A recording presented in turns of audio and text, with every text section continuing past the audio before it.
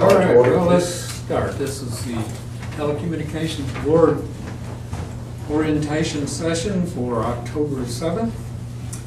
And after going through all these documents, one of the things struck me is one of the main things that we're about is creating transparency in government and also keeping up with technical innovations, and when we can, creating regulations to take advantage of those innovations and create even more transparency and effective communication.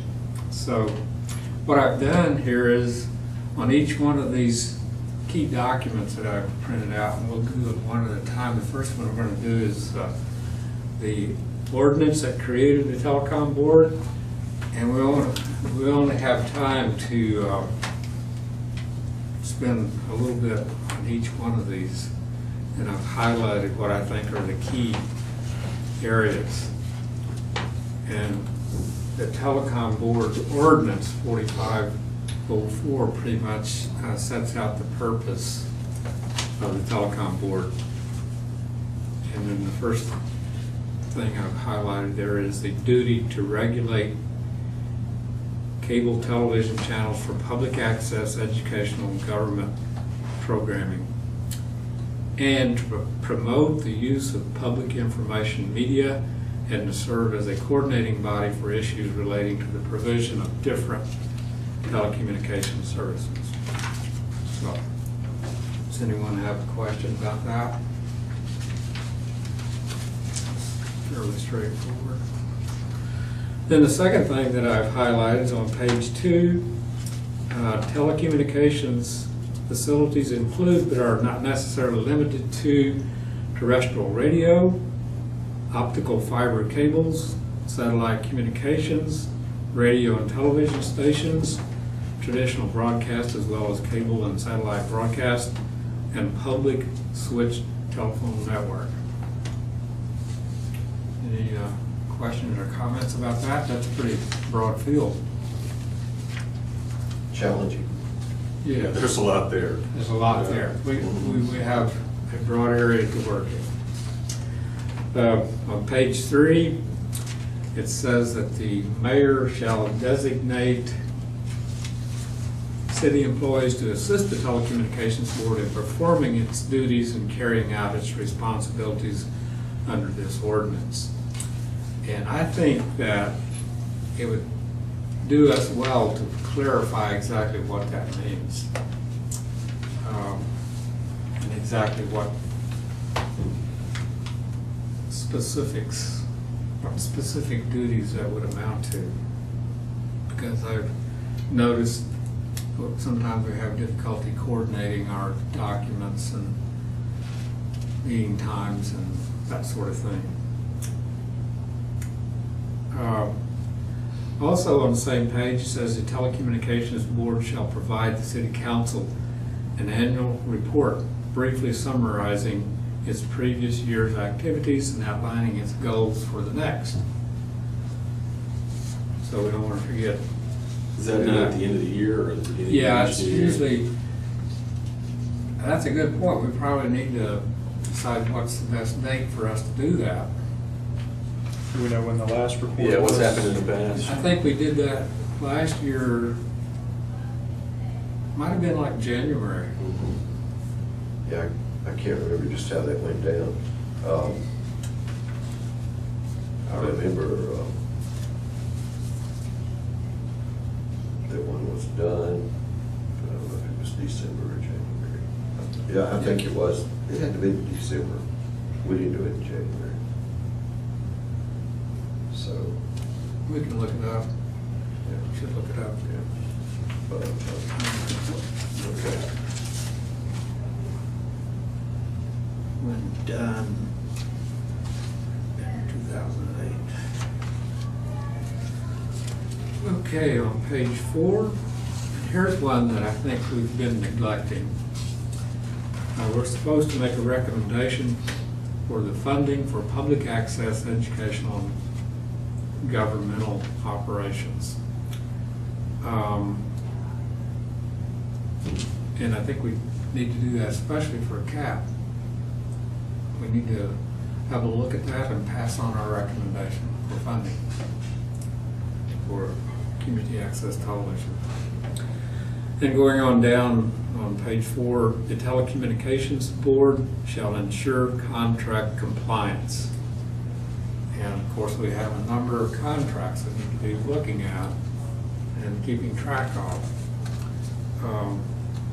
Any questions or comments so far? And a summary of all evaluations shall be forwarded to the City Council quarterly for their review. That we have not. We have not been doing that, and well, that's a pretty big chore, actually. I think we've kind of been stymied by the lack of a contract in one particular case. Yes. All right, moving on to the last page. Well, and Marvin, the question is, when you say all contracts, we're also,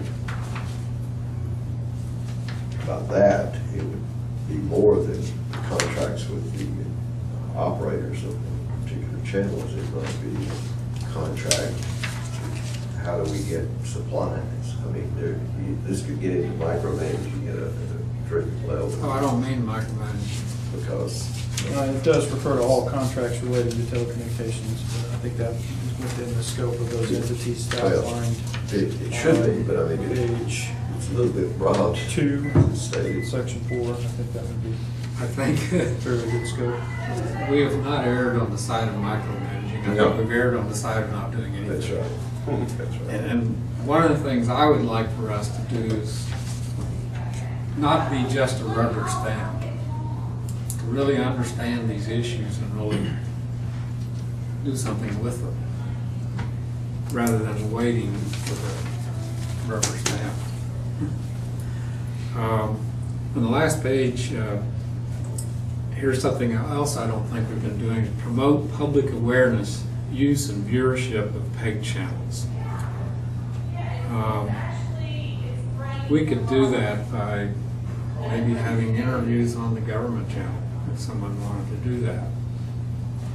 Have an interview of the month or interview of the week or something like that. Well, you know, at the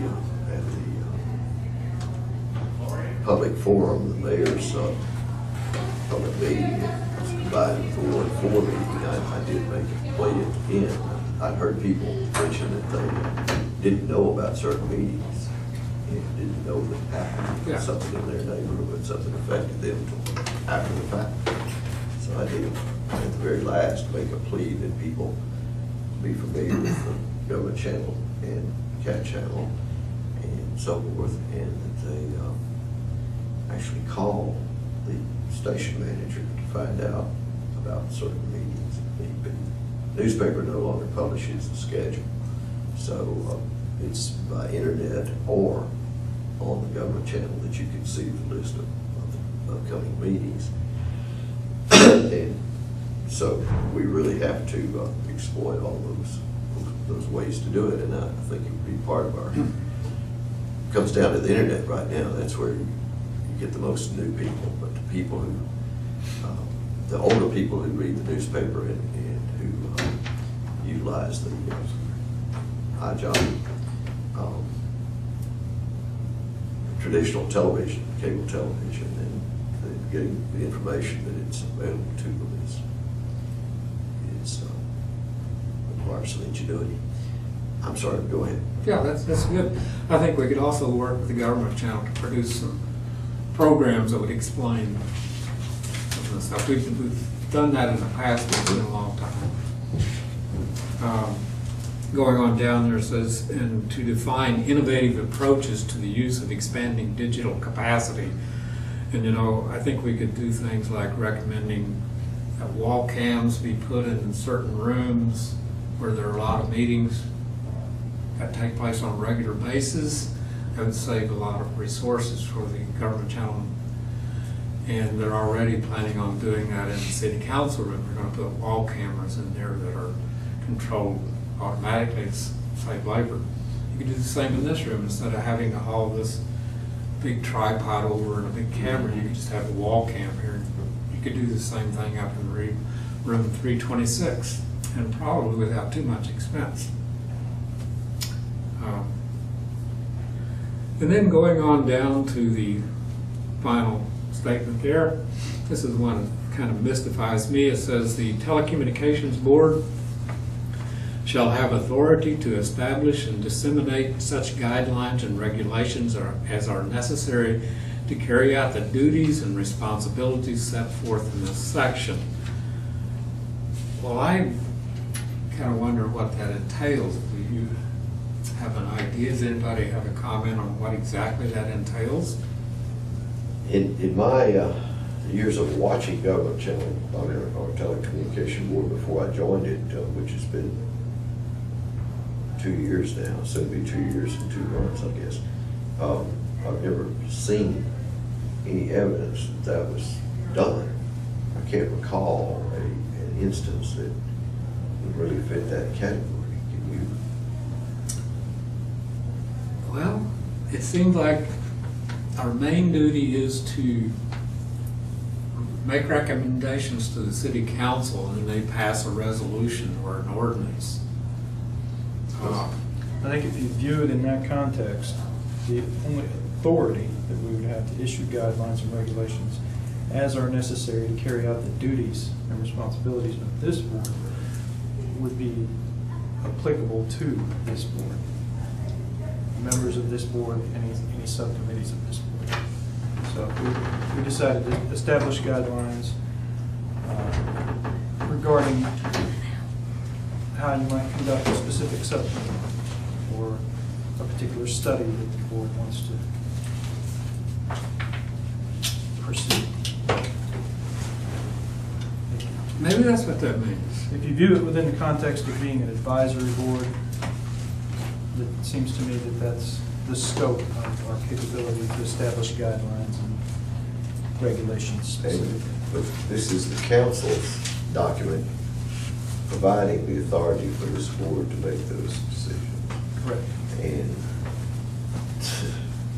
clearly defining the limits of that, you know, you have to consider whether that means it has to do with operation of the channels, and particularly the policy and procedure meetings we've had where we're going to attempt to do that. So maybe we need a clarification of what this means. Possibly we need a clarification, or we have to recognize and proceed with that, following that mandate right there as we deem appropriate. And, you know, this, well, I mean, you know, every body, every board and commission and committee and subcommittee is somewhat different. I mean, subdivision committees have certain things they can actually approve sometimes, but it's limited. Mostly they make recommendations to the planning commission as a whole, and the planning commission has things they can pass, and sometimes they can only make a recommendation to the council that this be passed. In rezoning, for instance, their appeals in that process to the Board of Adjustment. The Board of Adjustment has certain power, and appeals there may have to go to court after that. They make a decision that is against what the planning commission or the council had said. We're not as such a complex situation. So I think if the things that we do in that, under that Part C recommendation are sane and logical and so forth, then they'll be accepted. I'm not sure that everything we do would be simply a recommendation to the council. Otherwise, why have it? Okay, well, maybe we can think of an example, something that we're in process of. I'll give you an example. Okay. Communication FOI compliant communication among members of city boards, committees. This board, I would think, would be an appropriate body to recommend tools and policies around such communication. For example, establishing an email mailing list for communication among members of the board. I would think that that would be a guideline or regulation that we could issue for all boards and commissions in the city to use the same technology to remain compliant with FOI. And I And we would believe, have the authority to do that, I would think. and that was what the committee you chaired, the Internet Committee, is one of the responsibilities that started out being his a couple of years ago. And I noticed we had email this week, so we all got, with a city administration mandate that the IT department facilitate creation of that. Is that your understanding of that? Well, it's my understanding that we've requested several times. I haven't seen an affirmation of that from city staff or administration yet. So, but So you. that you went have- across, I missed it, because I wasn't on You the weren't list. on the list. I hope that's not true. Now that I'm looking at this a little closer, on page 5, number 7 there, says promote public awareness of telecommunications policy issues. So there's something that we might look at a little closer too. We could issue, some kind of statement about some issue that we see. Okay, that's kind of the end of that one. Anybody have any other questions or comments about that before we go to the next one?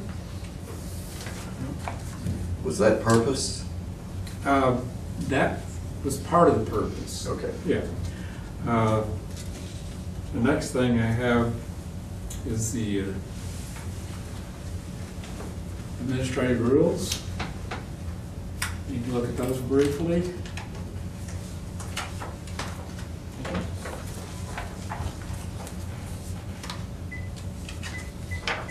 Pass a copy to the news media. Sure. Did you get one? I gave it to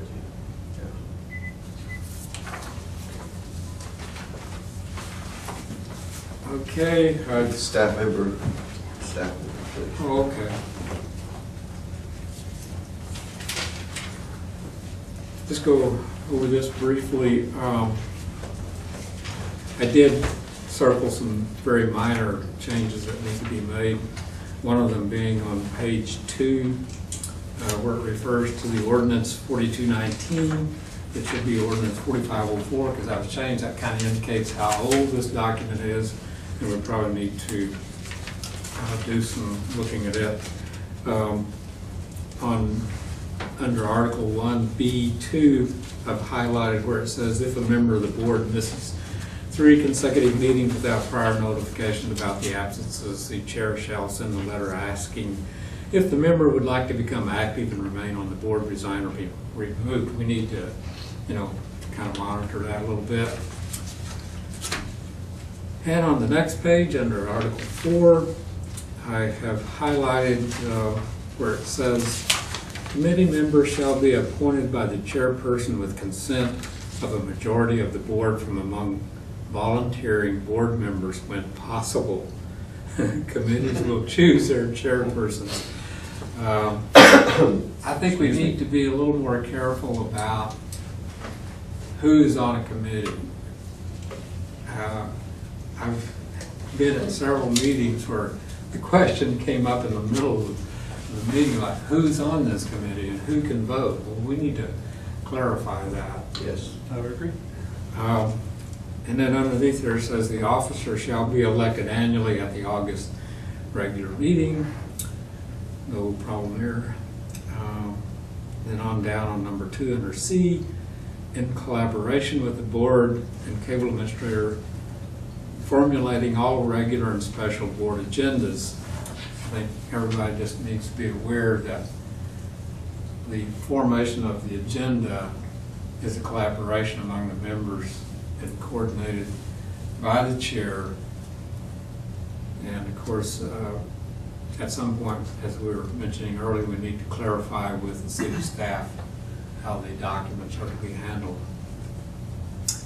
And another key point is number 5 there, I think, acting as the official spokesperson of the board, the principal liaison of the board with the city council and with the others as the board directs.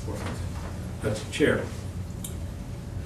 And number 6, receiving, transmitting, and monitoring responses on the board requests for legal opinions, reports, or other information from city staff, the company, or others.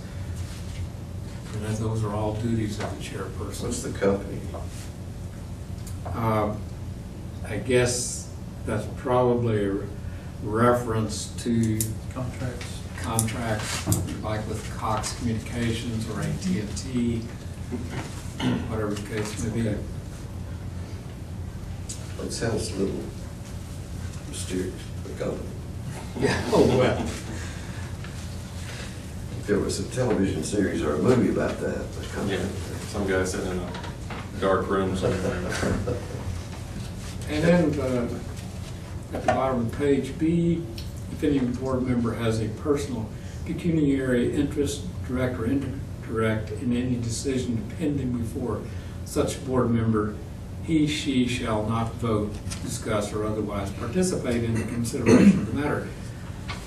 That kind of reminds me they're not even supposed to discuss it.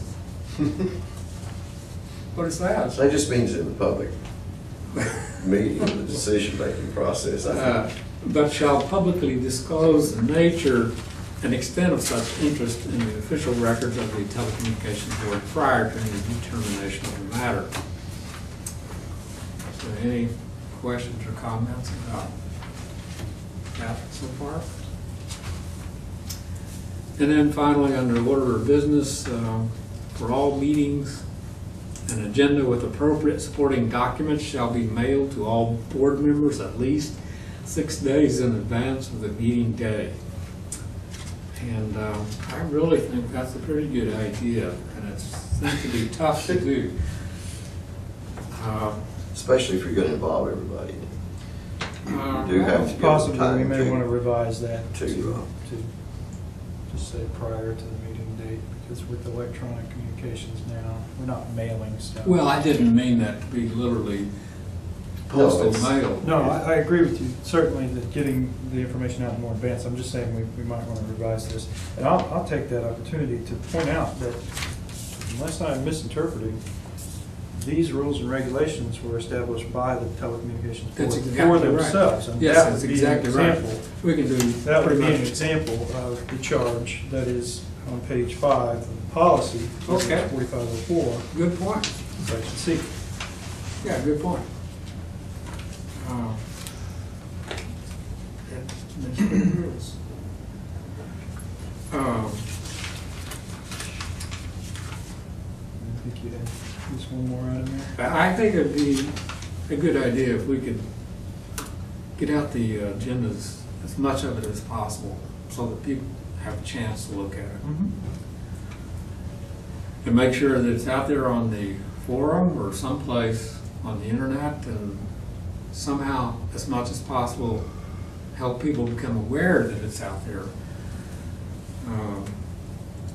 Is the agenda not on the Government Channel site before? I know it shows the time and date, but it doesn't. No, I think no agenda.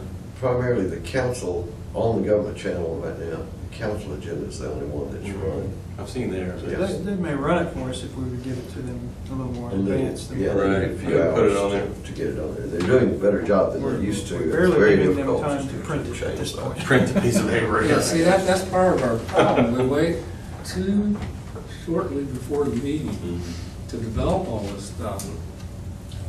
Yeah, Well, we I'll need to- take the blame for that, so. No, that's not an easy thing to do. We'll let, And there's always, I'm not saying that there won't always be or very often be, something comes up at the last minute, add. oh, we could have a draft document. out there a week in advance, a working draft. Yeah, we can have the main part of it out there. And finally, I've highlighted the statement where citizens wishing to address matters on the agenda may be heard when the board takes up such agenda items subject to time limitations as the board may establish. And one of the reasons that I highlighted that is I've seen some of our, especially our subcommittee meetings, just going in circles. And I think part of that could be remedied by having more, when things get out of hand and they go in circles, we could resort more to a formal way to conduct the meeting. And I think a good example of how to do that is simply with the city council meetings, because when they're discussing an item, at some point they will open it up to public discussion. The public can discuss it, make all the comments that they wish, and then they bring it back to the to the city council board. And I think we need to do the same thing with some of our subcommittee meetings, because I've been in several of those and they just keep going in circles. I think that's a very good point, but I'll go back to your previous point that we need to be much more careful about identifying who is and is not a member of a subcommittee and has a role in that committee's voting process. That's part of it. Yeah, those two things together will help us a lot. And that'll be something we need to just put on the agenda and discuss it full board. Who would be a subcommittee member? Yeah. In other words, what specifically here we had, we were discussing CAT contract last month, and we have a staff member of the CAT operation, the director, whatever, wants to make a motion. And suddenly we had that question. What do we do? So I suggested that I'm not certain. It's uncertain that she can make a motion in that situation. So, you know, last year I don't recall that anybody from CAT made a motion to the meeting. And there would be two things wrong with that.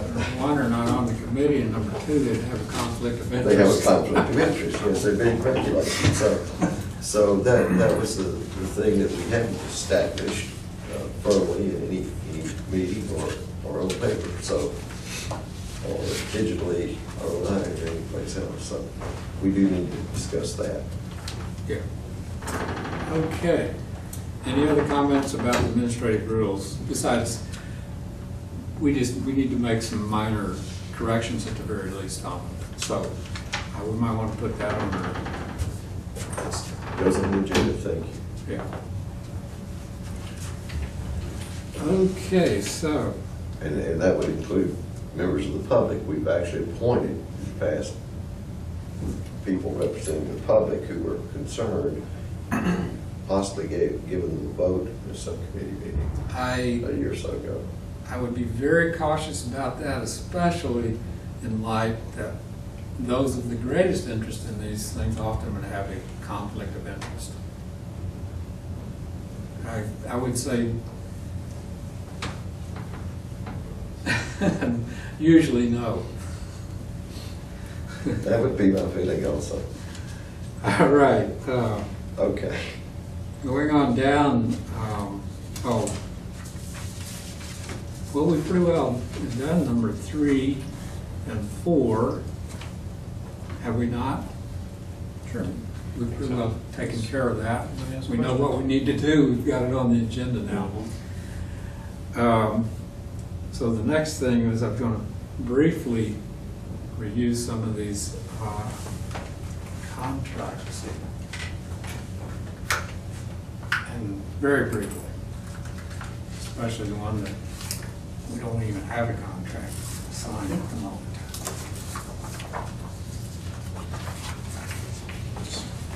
Provide that.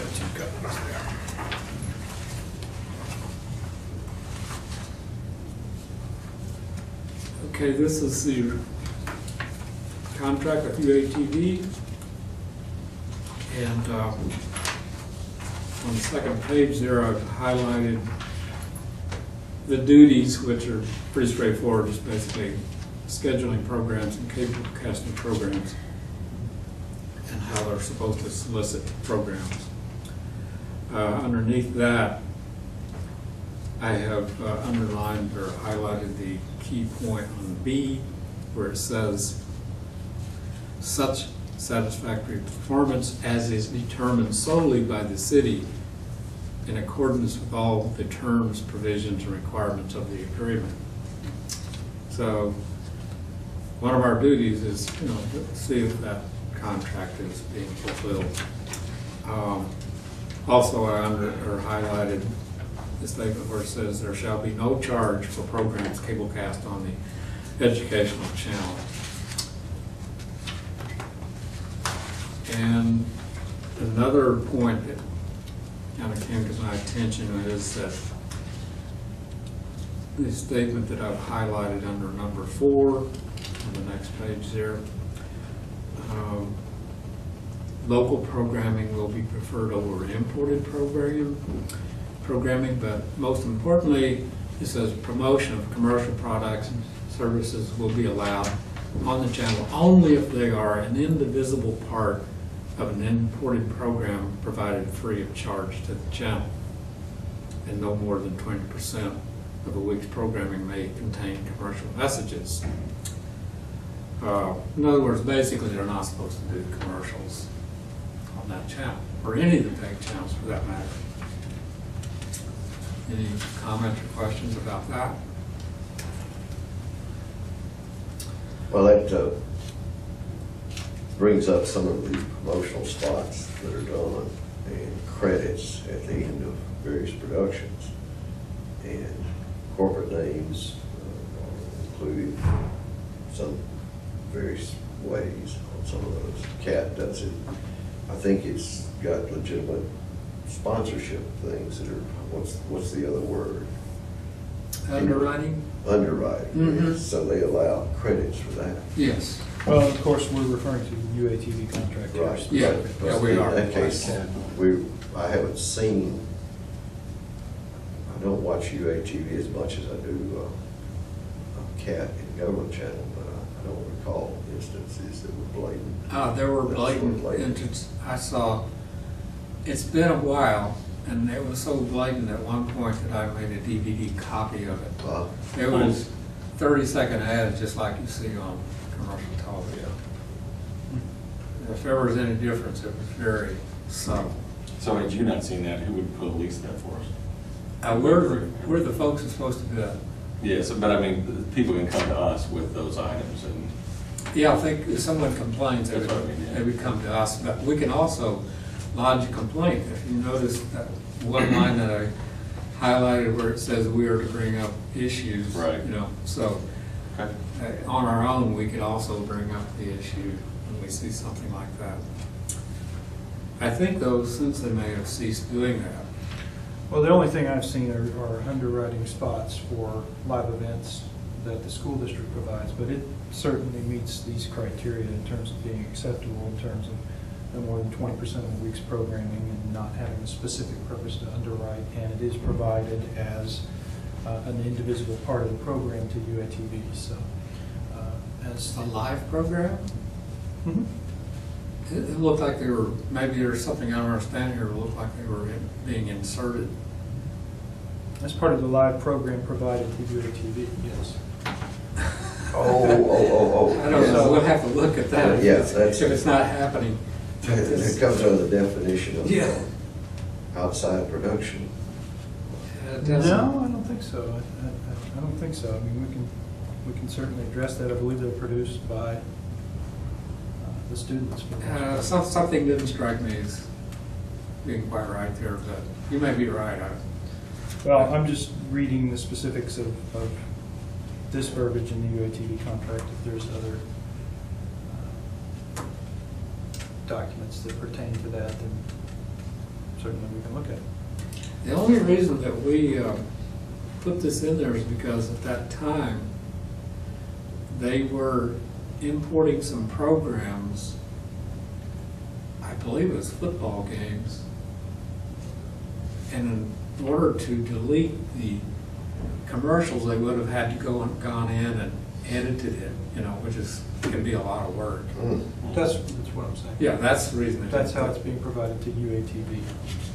So, Okay. as far as it applies to. Well, okay, one thing that bothers me about that is I noticed that several of the ads were being narrated by Fayetteville Public School personnel, so, you know, I'm not sure. Well, I'm no lawyer, but I don't think that necessarily is a violation of this verbiage at all. You've But got, like I said, produced by students as part of the program itself. I mean, if you've got a coach's show, If they are an individual part of an imported program. Okay, he's well, wearing his sponsor's I cap. haven't and noticed it shirt. lately, so it may not be happening anymore, I don't know. Okay, shall we go on to, down at the bottom of the page, I say, or I highlighted, if a program submitted for broadcast on the educational channel is rejected or determined to be unsuitable for broadcast, the producer or a representative of said programming will be allowed to appeal that decision to the Telecommunications Board. I don't think this has ever happened, but it could. And like any set of rules, regulations, or laws, it's nice if the public knows about it and is aware of it.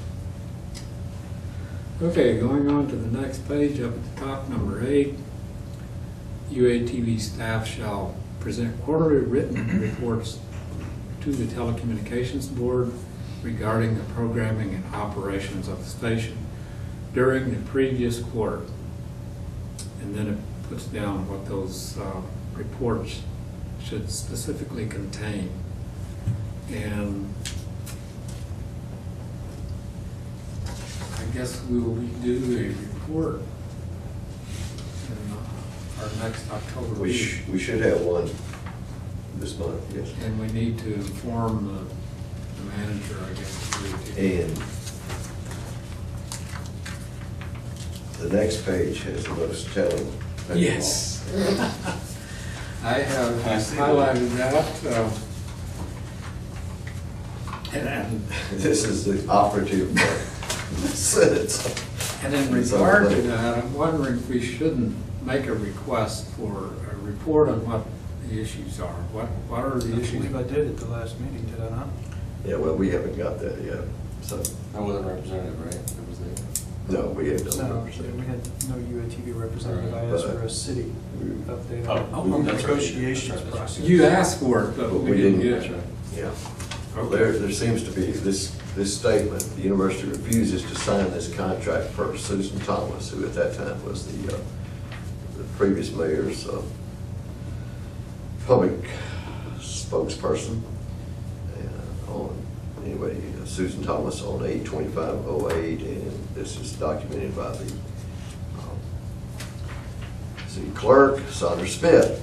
So we don't have, this contract has not been signed by either side. And so we very much would like to have that clarified. Yeah. And we're going to ask for someone to appear who's willing to talk about that.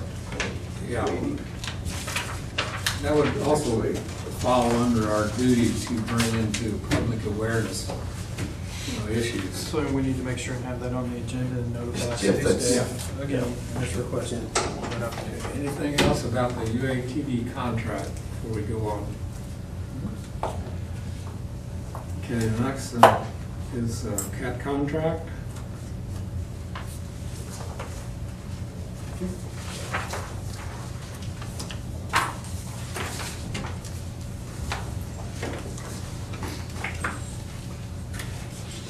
Okay, this is last year's as written. This does not show any of the work of our committee trying to revise it this year. Is that correct? This is the one that's enforced That's right. previous year? Yes. Okay.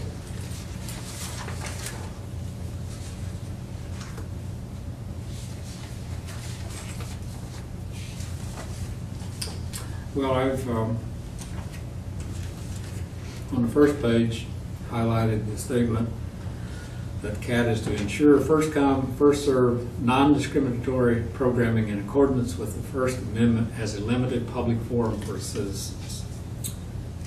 And that kind of indicates that it's pretty much a free exercise of the First Amendment for whatever people want to say, and there's not much that won't be shown on the CAT if you request it.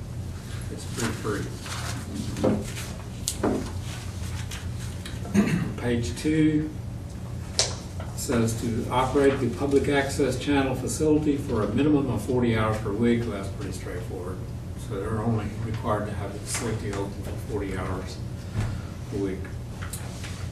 Under B, CAT will provide access to the use of the equipment, facilities, channel, and services provided hereunder to all members of the community for non-commercial programming purposes, whether individuals, groups, or organizations on a first-come, first-served, non-discriminatory basis. So this document is real clear about, you know, it being a free exercise of the First Amendment. On page 3, under E, all business and information maintained by CAT or the CAT Board of Directors is subject to the terms of the Arkansas Freedom of Information Act. So there's no question about whatever information you ask of CAT, they're obligated to give you. And under F, this kind of gets down to the specifics of what their performance requirements are. Number 2 says certify a minimum total of 30 first-time local producers per year. Such local producers shall be counted whether using CAT or other equipment and facilities. That's a key point, and that's one under discussion at the present time for their 2010 contract. Number 4, promote the use of the public access channel to the extent that 300 new locally produced programs are cable casted per year. Only the following categories of program sources will be included. And it has a list of the definition of programs that can be counted in that category. And that's also under discussion with the new contract. Page 4, number 5 there. CAT shall require local access producers / requesters to sign an agreement warranting that the program they are submitting does not contain, you know, that's one of the important details where if you want a program played on CAT, you have to assume the responsibility for that program as producer. Any comments or questions at this point? Pretty straightforward to me. I'm sorry? Pretty straightforward. Yeah, so far. Page 5,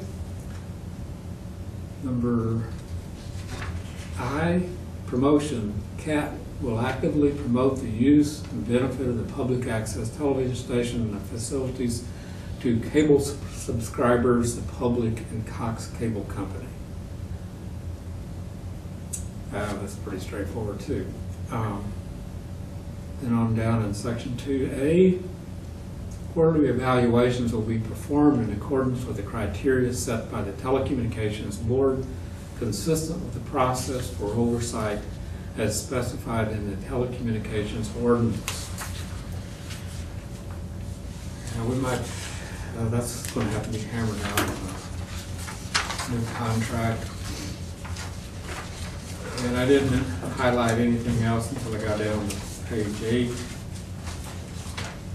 where this is a key point, and one of the things that's more difficult to maintain in any television station, especially with public access facilities.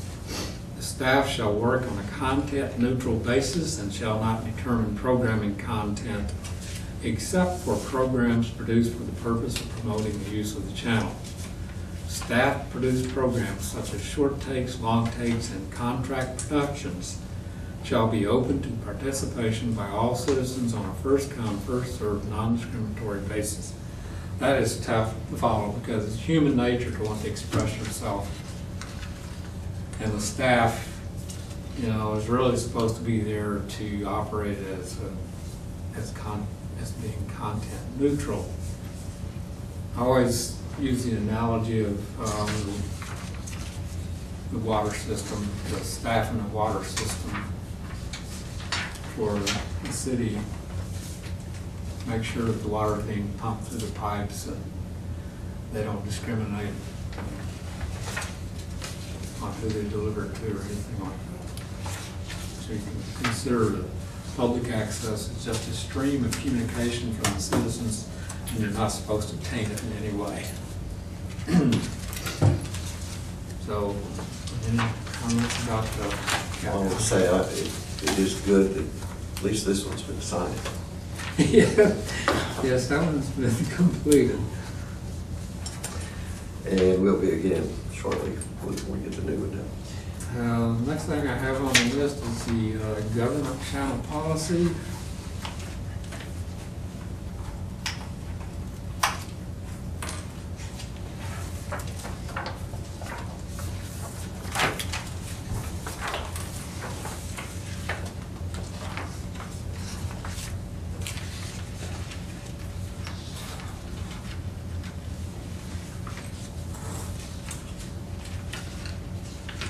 It's a short policy, which is also being worked on, but this is the one in effect at the moment.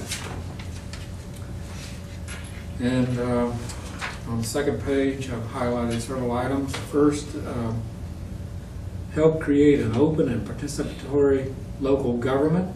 The channel is administered by the city's cable administrator under guidelines established by and interpreted by the Telecommunications Board. As I said at the opening of this meeting, I think one of the main duties of the Telecommunications Board is to see that the government is transparent and open. That's at the bottom of a lot of our rules and regulations. And the other thing I think we need to be doing is to be aware of technical innovations and help the rules and regulations keep up with the technical innovations, take advantage of it, which the internet is one of the more recent things that government is getting more involved in using. And we need to stay on top of that.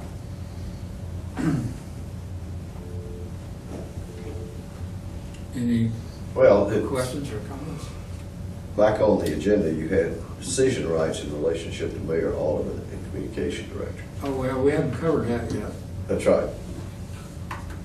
But that's We could, implied right here in the sentence we just looked at. The channels administered by the city's cable administrator under guidelines established by and interpreted by the Telecommunication Board. And it puts this board in something of a referee's position. absolutely, Between absolutely. the desires of staff members, the administration, and members of the council and the council itself. But primarily, it's for the public. Yes. And that's the mandate, to see that the public gets a fair shake and clean and open government. And that's really the gist of the whole thing. Yes, it is. And that means this board has to be, has to function independently as much as possible in thinking and determining these things, and as fairly and objectively as possible. And so it makes us, puts us on the hot seat for being above reproach in some of these ways. And for instance, trying to be a good example in open communication with ourselves outside this room or outside of any meeting room. But that is the essence of it. Now, shut up and let you continue. Oh, that's with what you very true. I'm glad you said that. Which reminds me, there's a natural adversarial position between media and government, because there always comes that time when government, almost any government, or at least part of it, doesn't want to say what they're doing. And after operating Government Channel for 13 years, I can tell you I agree with that. that some committee or body that you would never dream would want to, not have what they're doing be televised, will all of a sudden change their meeting location or their time and give you that famous 2-hour notification, apparently in hopes that you will not be able to get your camera over there within that 2 hours time, or maybe you won't be interested because it's a different location or it's more difficult or something. I mean, there's all kinds of tricks, that, yeah, and we need to keep in mind that sometimes we, as Aubrey indicated, we're a referee in that process. So, also another key thing that I underlined there on the second page says, under B, allow the government channel staff to operate without determining the programming content. That's pretty tough too. That gets back kind of like the public access supposed to be content neutral. And also is the city government staff. And the most objective way to do it is what we're doing right now, with just a running camera from the time the gavel is struck to open to it closes. And while discussion that we had while waiting for more people to show up included discussing box turtles and such. It was not any business. The only business we discussed beforehand was, do we have to cancel the meeting if we don't have more people soon? But, and we would expect that the public can depend on the government channel cameraman and the administrator of the government channel to see that that's the way the meeting's recorded, that there not be a discussion of business without the public's ability to be present. Yes, and I'll never forget the time, this has been a couple of administrations ago, when I was managing the Government Channel, I got a call from a certain city employee asking if I would edit out the last statement made by somebody in the meeting room. And I'm proud to say that I immediately replied, no, we don't edit the meetings. That's a slippery slope that you don't want to even start down, in my opinion. So I did also on that same second page, I underlined or highlighted the City of Fayetteville governmental meetings as being the first level of priority. Second level of priority is the City of Fayetteville governmental informational programs. And that is a delicate balance there between the informational programs and the meetings. And that's part of what we have to deal with when we rewrite this government channel policy, which we're also in the process of doing. It has been delayed because we put the CAT contract ahead of that.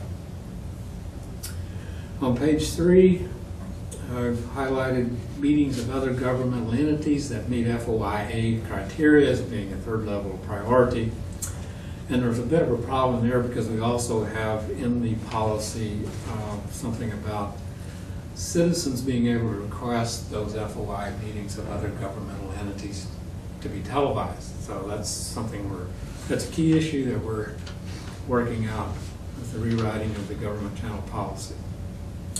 And then another key point that we're working on is the moderated public forums, which were removed from the government channel policy when this one was written, and several of us are trying to reinstate it. So that's wouldn't you say, Aubrey, a key point? Certainly is. So on the final page, yeah, here's that coverage request I was referring to. Under B, it says registered voters who live within the city limits of Fayetteville may request that the government channel cover any meeting held by the city of Fayetteville or other governmental agencies, provided that the meeting affects the citizens of Fayetteville and meets FOIA criteria. That's a pretty, that's a rule that has some teeth in it. And that does help government stay transparent and open. And the last thing that I highlighted on the last page is under appeals. Any appeals to the decisions made by the cable administrator, now it's a PEG television center manager, regarding coverage, priority, or procedures should be submitted to the Telecom Board. And then the final statement is you can appeal that Telecom Board decision by having an alternate sponsor a written appeal to the City Council. And that's all the documents except for the AT&T thing, and we'll try to get through that really quick.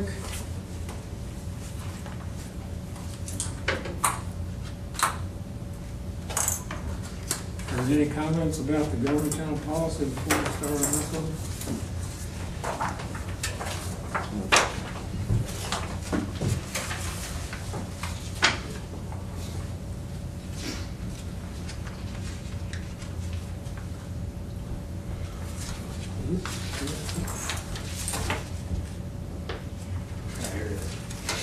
For some reason, I was kind of struck on this very first page by the word legal being in quotation marks. I don't quite understand what that means.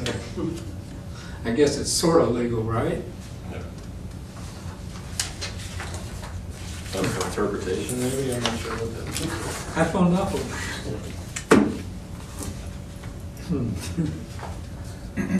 Okay, on page 3, I've highlighted the main parts of this agreement. It says AT&T Arkansas shall provide some form of access for Fayetteville's non-commercial public educational government programming through AT&T Arkansas IP-enabled video services. I guess that refers to UVerse, right? Yes. Yes, correct. And that AT&T Arkansas shall not be responsible for content of PEG programming. And C, as soon as practicable, AT&T shall provide written notice that it has the technical capability to provide IP-based access for Fayetteville's PEG channel in use on the execution date of this agreement. I guess we really haven't quite reached that point yet. They haven't issued the written notice, have they? They have done site surveys and provided engineering notes. I don't know if that would constitute written notice in this specific verbiage, but they have indicated that they have that capability. They're getting close. And D, AT&T Arkansas will provide Fayetteville capacity on its platform to carry the same number of PEG channels that Fayetteville currently has activated as of the effective date of this agreement. PEG content will be made available by Fayetteville placing its content on the public internet. And in fact, I think they have indicated they're going to go one better than that. That's They're correct. actually going to put one more channel on there. And E, Yeah, that is an important point. That Yeah. We should remind everyone that AT&T has promised, is that a strong and appropriate word? They have given firm indication. Firm indication that they will allow 2 educational channels, one for the university and one for the high school. And in fact, will provide the equipment and services necessary To to both. deliver them. So they're not only agreeing to host it, but also providing the resources to do so. Good. yeah. And finally, PEG programming will be available via internet for AT&T Arkansas IP video subscribers to view both on the TV and computer. PEG programming will be available via the internet from the end user's computer for AT&T Home Zone subscribers who also have high-speed internet access. So it's going to be out there. And that's all the major points that I noted on the AT&T contract. Of course, an analog to that line item would be the Cox franchise agreement. Yeah. We've agreed to pursue. Yeah, I don't know how did that come out at the city council? We need to put that on the agenda too, don't we? There was no recommendation for action from the council, except they supported us in wanting the fourth channel and thought that made sense, but they did not mandate any particular action on our part or the administration, staff, so forth. Okay, well, So, yeah. I assume that should be on the agenda for our next meeting. For Maybe we discussion need to do of something where else. that leaves us. Well, they didn't say we can't work on it ourselves. No, I think we Just just, said we need didn't mandate anything to that discuss wasn't that already as our an entire mandate. board. Oh, and I did include the goals. And it was not, in other words, it was only, I presented it at the agenda session, it was not brought to full council meeting last night. Because they were satisfied. The goals are pretty straightforward. Things that need to be working on basically are the government channel policy, UATV contract, internet services, which is probably a lot of different details we got to take care of. CAT contract, and the big one I think is the communication audit for the city. And I'm not sure why I put FOIA practices, including virtual meetings. I've lost track of what that's referring to. Is anybody? Virtual meetings, you're just, I think you're referring to our interchange of email or possibly getting to the point where we have, what, a chat room or some other Yeah, I guess that's what that is. A blog or a chat telephone room. Or it could blog be- or whatever, yeah. Or just a listserv at least. And review of the Telecommunications Board ordinance, well, I guess at some point, we kind of did that here already, but maybe. I think we've done it here and we've done it in previous forums to educate the board and the public about what our interpretation of that ordinance as written is. I think we've satisfied that in a few different discussions, but certainly it's something that we always come back to in light of or in the context of a specific issue. It's got a lot in it. And of course, the cable franchise, which we just mentioned. So going back to the orientation agenda, we did put on there some questions that I'm not sure we've answered all of them. Let's see. Accountability, have we really answered that?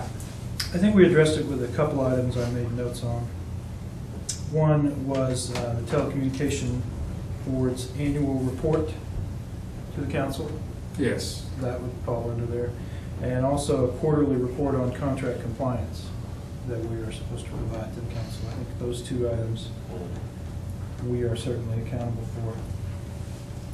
I think insofar as anyone monitoring our processes and what we're doing is pretty much a self-monitoring. No one's going to, well, maybe someone might complain if we weren't. It'd be from a citizen, wouldn't we? We are accountable to citizens. Jim Bemis Well, I is think with we've us been- today, but we've been he's down that road. recovering. And I certainly hope he perseveres in making sure that we are accountable. And he's been working at that very hard. And if he moves out of town, as he's threatened, we may have to advertise for another Recruit watchdog. someone else. Well, I made some notes across from accountability. I guess things I said was we need to keep in mind that one of our major duties is to help government be transparent. And to do that, we really need to understand the issues, and when we don't understand the issue, to ask a lot of questions. I think some are newer members sometimes don't ask enough questions. So we should make sure that there's ample time in our meetings for people to ask questions. Personally, I don't want to be part of a rubber stamp. I want to actually do something. And that goes along with the idea of allowing yourself to be called chair when you're chairing a meeting. You know, I think that whole, come in, please. I was hoping it was Neil, because we're about ready to adjourn, I imagine, Marvin. Yeah. But I was going to say, that goes back to, you know, at a university, they still use the, so-and-so holds the chair of certain academic department or certain subject matter, you know. And from that, we had usually that was a chairman, and then we had that discussion last time about it. So We did. We have to call her a chairwoman if she's, you know, that's not standard English, but it's done. But just don't call me a chair. I mean, that's sort of insulting, makes you totally inanimate. And, certainly, Mr. Vice Chairman, you wouldn't be an inanimate chair, would you? I'm only a vice chair. What? I think there Well, you're in is charge a of the point here. viciousness of this board, There's I a think. point here somewhere along the lines of taking that formal role of chair in a subcommittee meeting and controlling the flow of conversation so that we stay on task. I think that's a good point. It really is, and you notice when there are only 4 of us here, it doesn't become a problem. It's that vast number of other people we've had at a couple Well, of the meetings. formal rules are for when things aren't flowing harmoniously, you know? You have side conversations, and you have that in a lot of meetings. And how's your turtle doing? Is he ready to adjourn, or she?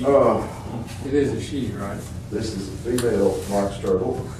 I rescued out of the street. I'm going to release her Now back she's out now. on her home ground, but not in the street. And they travel. Box turtles live underground primarily. Some people call them gopher turtles. But you can see this is a very old one who's had her shell wounded. And probably she was in the street where rapid speed driving could occur, and I had to bring her with me. I didn't have time to take her back into the area of soft ground where she might want to burrow up for the winter. Or possibly this late, she could be about to lay eggs. And so we're going to try to put her back in a safe place here shortly. So let me ask, if you'll call for a motion, do I hear a motion to, Yeah. yeah, I have a motion to adjourn. I second your motion. Let's see what she says. I believe the box turtle agrees. Do you want to call the question? Okay, all those in favor of adjourning, say aye. Aye. Aye. Okay. We're adjourned.